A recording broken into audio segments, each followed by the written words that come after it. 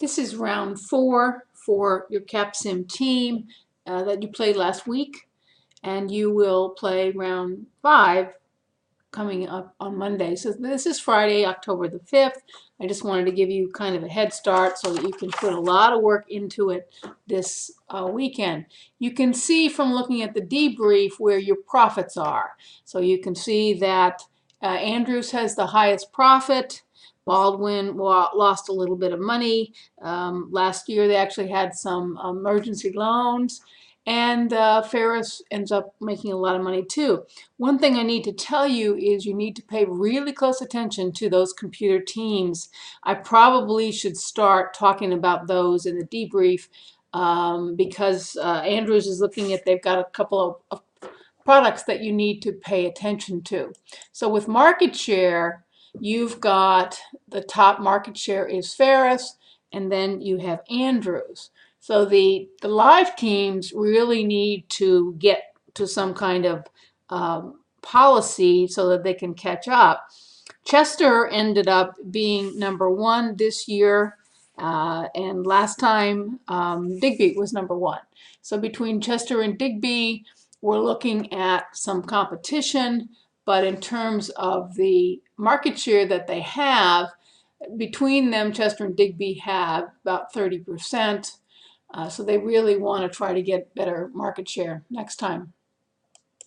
Return on sales, again, looking at Andrews and Ferris, you want to figure out what do you do to get there. In asset turnover, not too bad asset turnover. But when we look at return on assets, it kind of follows that your best teams, or the teams at the top, have the best return on assets and the best return on equity. Stock price going up, market cap, just like in the real world, market cap for something like Amazon or Apple is very, very high. Now, if we go to the Capstone Courier and we go to round 4, we start to see where the teams are. And I always, in the on-ground class, go to these screens and say, look at the fact that Ferris outproduced their capacity. I'm always looking for 200% capacity. So Andrews is there with that. Baldwin did a great job with that. Looks like Chester is perhaps getting out of a couple of products or getting into some products. They have a new product. Digby, again, they are not producing to capacity. They really want to produce to 200% capacity. Erie's doing pretty well with that, and Ferris is doing very, very well.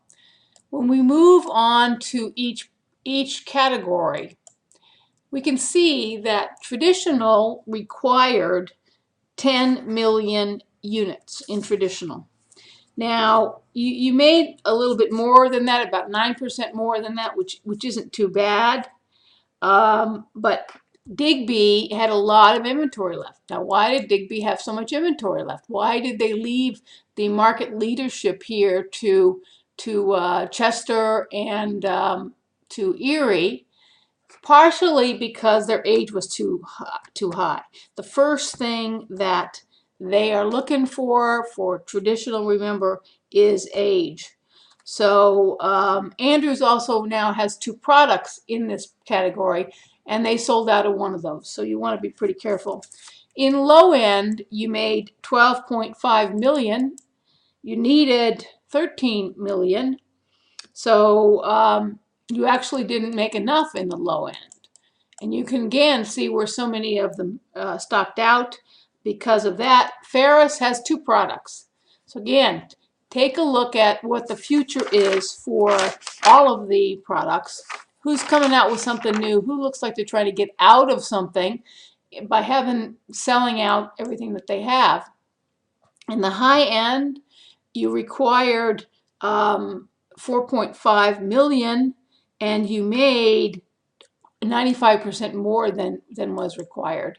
So you have a lot of stock left, but Baldwin had 1.6 million products left.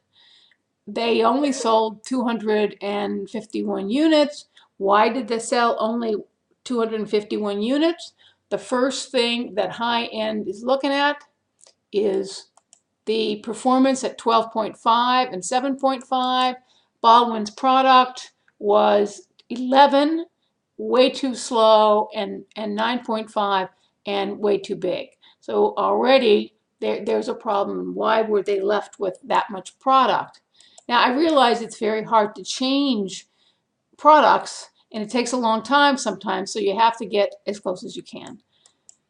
In performance, you made 5.5 million, you needed 3.9 million. Again, you made 40% more than you needed. Digby, Baldwin, and Chester had 37%. They both sold out. Digby's mean time between failure and their performance sort of helped them not sell as many as they would have liked to. You can see dot there on the edge. So we've got a lot of selling off. Now size, in size, Baldwin and Chester had 58% of that. You required 3.8 million. You made 6.5 million units in size. So here's your size, and so you can see what's kind of on the edge, what really didn't sell very well.